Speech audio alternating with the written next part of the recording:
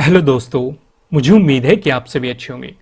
दोस्तों, आज मैं जो एक टॉपिक डिस्कशन करने वाला हूं वो ये है कि ट्रेडिंग से हुए प्रॉफिट का हमें क्या करना चाहिए। ज़्यादातर जो मुझे कमेंट आ रहे हैं कि मान लो हमारा प्रॉफिट हो जाता है, मान लो पहले दिन हो गया, दूसरे दिन हो गया, तीसरे दिन हो गया, फिर नेक्स्ट डे हमारा लॉस हो जाता है, फिर उससे नेक्स्ट डे हमारा जो कैपिटल था वो सारा का सारा लॉस हो जाता है। तो हमारा लॉस होता रहता है। ऐसी सिचुएशन में हम क्या करें, इस प्रॉफिट को, जो हमारा ट्रेडिंग से प्रॉफिट हो रहा है, इस प्रॉफिट को कैसे मैनेज करें। इस पे मैं आपको पहले काफी वीडियो प्रोवाइड करा चुका, लेकिन जो नए लोग आ रहे हैं वो इस पे कमेंट कर रहे हैं, वे पुरानी वीडियो नहीं देख रहे। तो इसलिए मैं क्या करने वाला हूं कि इसमें मैं कुछ चीजें और ऐड करूंगा, जिससे कि जो पुराने लोग हैं उन्हें भी कुछ इंफॉर्मेशन मिलेगी और जो हमारे नए लोग हैं उन्हें भी सीखने को मिलेगा। यानी कि ये वीडियो दोनों के लिए यूजफुल होने वाली है। तो अगर आप देखेंगे, मैंने आपको पहली वीडियोस में क्या बताया है, आपका जो ट्रेडिंग से प्रॉफिट हो रहा है उसका 10 to 20% आपकी कैपेसिटी के अकॉर्डिंग। अगर आपको ये लगता है कि 10% सफिशियंट है तो आप 10% इन्वेस्ट करो लॉन्ग टर्म में। अगर आपको लगता है 20% अगर आप कर सकते हो तो वो ज़्यादा बेटर है। 10 to 20% तक आपको इन्वेस्ट करना है। शुरुआत आप 10 से कर सकते हैं और उसे बढ़ाते बढ़ाते 20 तक ले जाइए। वो आपको लॉन्ग टर्म स्टॉक्स में इन्वेस्ट करना है। इसके भी मैंने आपको दो बातें बताई थी। पहली चीज मैंने आपको क्या बताई थी, मान लो आपका कैपिटल है, आपका प्रॉफिट हो रहा है, प्रॉफिट होना बंद हो गया, लॉस में कन्वर्ट हो गया, आपका कैपिटल भी चला गया। मैंने पहली चीज में बताई थी, इस 10 to 20% को पैसा निकालो और इससे आप ट्रेडिंग की शुरुआत कर सकते हो। ये पहला ऑप्शन था। दूसरा ऑप्शन जो मैं आपको ऐड करने वाला हूं, आपको इसे 10 to 20% को नहीं निकालना है। कुछ भी सिचुएशन हो जाए, आपको इस 10 to 20% को इन्वेस्ट रहने देना है लॉन्ग टर्म के लिए। और जो ट्रेडिंग के लिए पैसे का अरेंजमेंट है वो आपको अलग से करना है। इसके साथ कोई छेड़खानी नहीं करनी। और इसे भी हमें डाइवर्सिफाई करना है, जैसे कि कुछ स्टॉक को हमें डिविडेंड पेइंग स्टॉक्स में इन्वेस्ट करना है। जिससे कि डिविडेंड पेइंग स्टॉक्स में हमें क्यों इन्वेस्ट करना है, मान लो किसी स्टॉक का प्राइस है 100 रुपए, आपने खरीदा, ये स्टॉक बढ़ के गया 150 रुपए में, ठीक है, इसे मान लो 2 साल लगे, ये 150 रुपए हुआ। साथ के साथ ये आपको डिविडेंड भी पे कर रहा है। फिर ये 2 साल बाद फिर घट के फिर 100 रुपए पे आ गया, तो आपको टोटल इन्वेस्टमेंट कितना होगा, 4 साल का। तो ये जिस पे प्राइस पे आपने खरीदा था उसी प्राइस पे ये आपको मिल रहा है। तो आपका प्रॉफिट कितना हुआ, काफी लोग सोच रहे होंगे 0, कि भाई जहां खरीदा था वहीं आ गया। लेकिन दरअसल इसमें आपका प्रॉफिट हुआ है। वो क्या हुआ है, अगर आपने डिविडेंड पेइंग स्टॉक्स में पैसा लगाया है तो आपको पर्टिकुलर डिविडेंड पे कर रहे हैं। किसी साल 5% का, किसी साल 10% का, किसी साल 12% का, कभी 8% का। मतलब इस तरीके से अपने प्रॉफिट के अकॉर्डिंग जो भी प्रॉफिट हो रहा है आपको डिविडेंड पे कर रहे हैं। तो दरअसल आपको इसकी वैल्यू 0 दिखाई दे रही है, पर दरअसल में 0 नहीं है, आपके अकाउंट में डिविडेंड आया। आप इसे री इन्वेस्ट कर सकते हो या फिर अपने खर्चे चला सकते हो।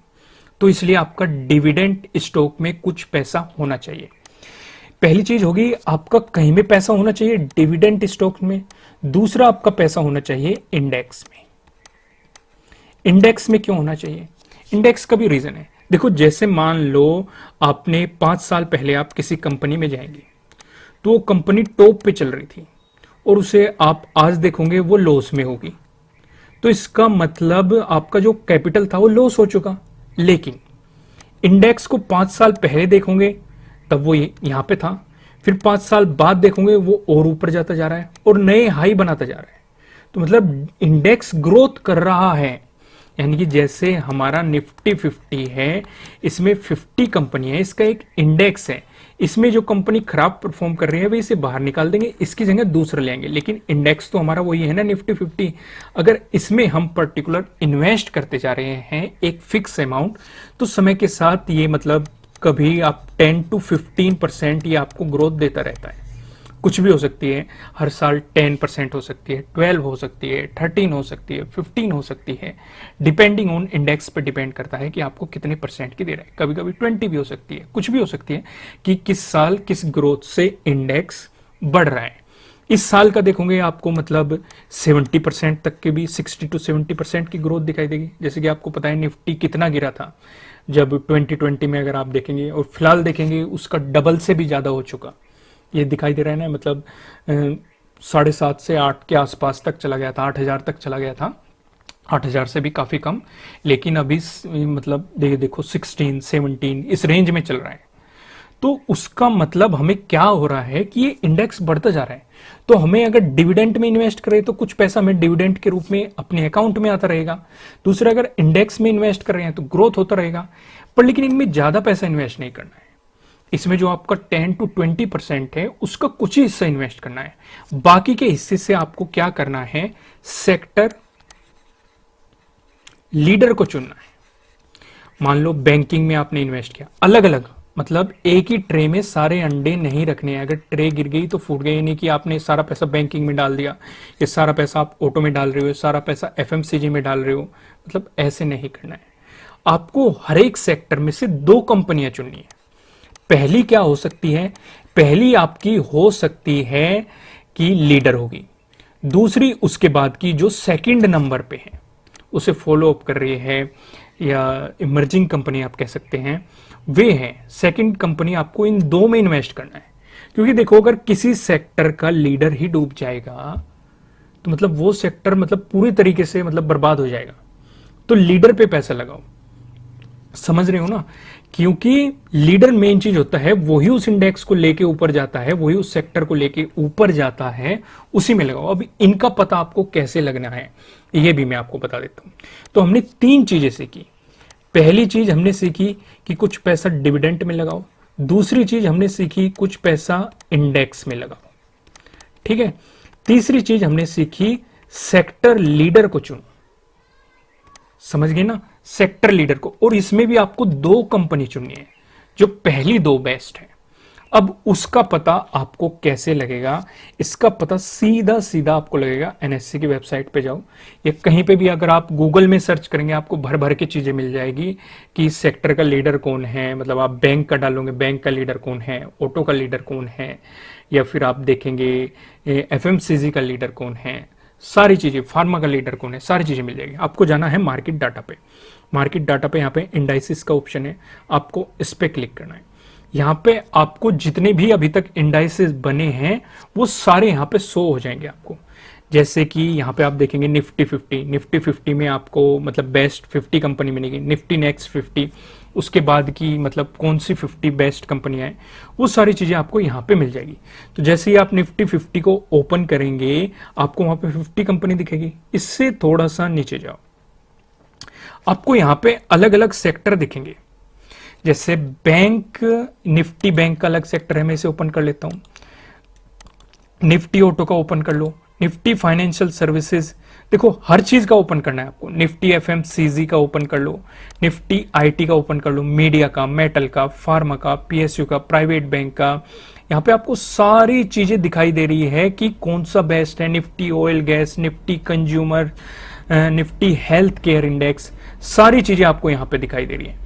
इसमें बेनिफिट क्या रहेगा, जैसे ही आप इन सब को ओपन कर लोगे तो यहाँ पे आप देखेंगे, मान लो ये पहला है निफ्टी बैंक। निफ्टी बैंक में जितने भी बेस्ट बैंक होंगे या जो भी इन्होंने क्राइटेरिया बनाया होगा आप यहाँ पे देख सकते हैं। जैसे आप पर्टिकुलर किसी भी बैंक में 2 बैंक पकड़ सकते हो, एक्सिस बैंक हो सकता है, एचडीएफसी बैंक हो सकता है, आईसीआईसीआई बैंक हो सकता है। ये किसी भी तरह का कोई रिकमेंडेशन नहीं है, ये जस्ट एजुकेशनल पर्पज से बनाई गई एनालिसिस वीडियो। इन्वेस्ट करने से पहले आपको अपनी रिसर्च भी करनी है, अपने इन्वेस्टर की सलाह भी लेनी है, क्योंकि प्रॉफिट भी आपका ही होने वाला है, लॉस की जिम्मेदारी भी आपको अपने आप लेनी है। ये बस मैं एग्जांपल के थ्रू समझा रहा हूं कि मान लो बैंक निफ्टी का है, आपने यहां से 2 स्टॉक पिक कर लिए, इसमें ही आप इन्वेस्ट करते आ रहे, तो यानी कि आपका पैसा बैंकिंग में भी चला गया। फिर आपने क्या किया, यहां से भी आपने, ये कौन सा सेक्टर हो गया, ये निफ्टी ऑटो हो गया। निफ्टी ऑटो में कौन कौन सी कंपनी बेस्ट परफॉर्म कर रही है, कौन सी लीडर है, यहां से भी आपने मतलब 2 to 3 कंपनी सिलेक्ट कर ली है, 2 कंपनी सिलेक्ट कर ली। हर सेक्टर में से आपने 2 कंपनी उठा ली, या अगर आपकी कैपेसिटी ज्यादा है 3 या 4 कंपनी उठा ली। पर लेकिन मैं सजेस्ट करूंगा 2 तो कंपनी कम से कम होनी चाहिए। एक लीडर जो है उस सेक्टर का, दूसरा उसकी मतलब इमर्जिंग कंपनी आप चुन सकते हैं वो कौन सी है। ठीक वैसे ही आपको हर एक सेक्टर में, यानी कि आपका पोर्टफोलियो जो है वो डाइवर्सिफाई हो गया।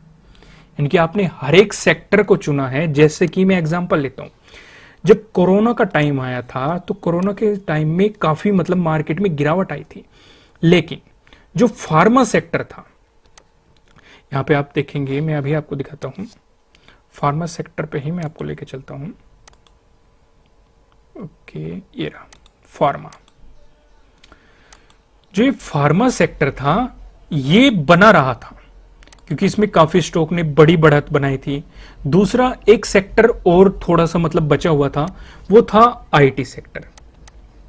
तो मान लो अगर आपने हर सेक्टर का एक एक या दो दो स्टॉक पिक किए होते तो डेफिनेटली अगर बाकी स्टॉक गिर रहे होते तो आपको यहां से प्रॉफिट मिलता, फार्मा से या आईटी सेक्टर से। तो इसलिए मैं कह रहा हूं कि मतलब ऐसा कोई भी सिचुएशन आ रही है मार्केट में या कोई भी क्राइसिस आ रहा है तो उसमें कोई सा ना कोई सा सेक्टर अच्छा परफॉर्म करेगा।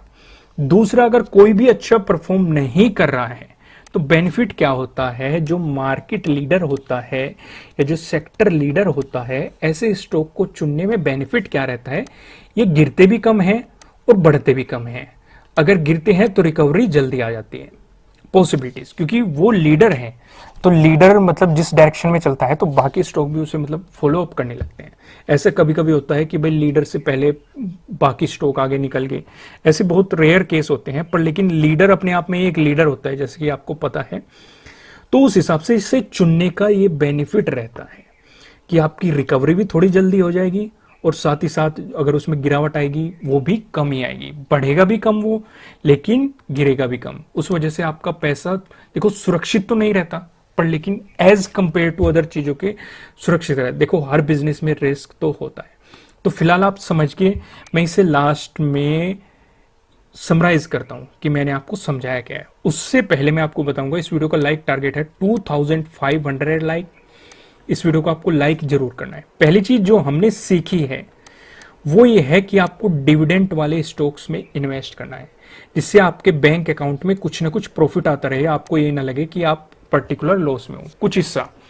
दूसरा, कुछ हिस्सा इंडेक्स में आपको लगाना है।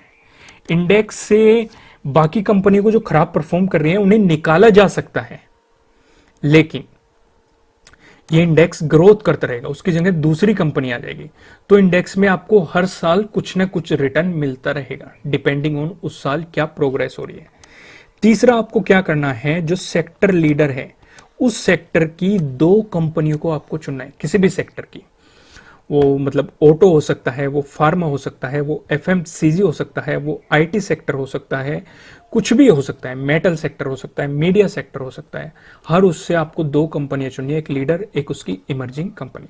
आपको इस तरीके से अपनी इन्वेस्टिंग करनी है। और ये जो 3 स्टॉक में आप इन्वेस्टिंग करने वाले हो, इन्हें आपको डिस्ट्रॉय नहीं करना है, इन्हें सेल आउट नहीं करना है कि कभी आप बेच के निकल जाओ। इन्हें सेल करना है तो वो तब जब बहुत ही ज्यादा तंगी आ जाए, आपको मतलब कुछ बड़ी ही आपके फैमिली पे कोई क्राइसिस आ जाए, या मैं होप ये करूंगा कि ऐसा कोई क्राइसिस ना आए, पर लेकिन फिर भी समय का पता नहीं चलता। अगर वो सिचुएशन आती है, आपका पैसे का अरेंजमेंट नहीं है, उस सिचुएशन में आप इसे निकाल सकते हो। पहला मैं सजेशन आपको ये दूंगा। तो समझ गए आप अच्छे तरीके से कि आपको क्या करना है। अब आपको समझ में आ गया होगा ट्रेडिंग से जो प्रॉफिट हो रहा है उसका आपको मैनेजमेंट कैसे करना है। अब काफी लोग कमेंट करेंगे हमारा तो प्रॉफिट हो ही नहीं रहा, ऐसे भी लोग होंगे। तो ऐसे लोगों को मैं सिर्फ और सिर्फ एक बात बोलूंगा कि आपको लर्निंग करने की जरूरत है। पेपर ट्रेडिंग करो, मार्केट को ऑब्जर्व करो, सीखो। आप प्रॉपर तरीके से सीखे नहीं हो। आप आंख बंद करके, किसी ने टेलीग्राम पे आपको ट्रेड का ऑप्शन दे दिया, बाई कर लो, बाई कर लिया, सेल कर दिया, सेल कर लिया, आप किसी दूसरे के भरोसे ट्रेडिंग कर रहे हो। क्योंकि अगर आप मार्केट में हो, अगर खुद के भरोसे ट्रेडिंग कर रहे हो तो आपकी लर्निंग ऑटोमेटिकली इंक्रीज होनी शुरू हो जाएगी। अगर लर्निंग इंक्रीज होगी तो आपका प्रॉफिट इंक्रीज होना शुरू हो जाएगा। अगर आपका प्रॉफिट नहीं हो रहा तो आपको लर्निंग करने की जरूरत है। लर्निंग पे फोकस करो, अर्निंग पे फोकस नहीं करो।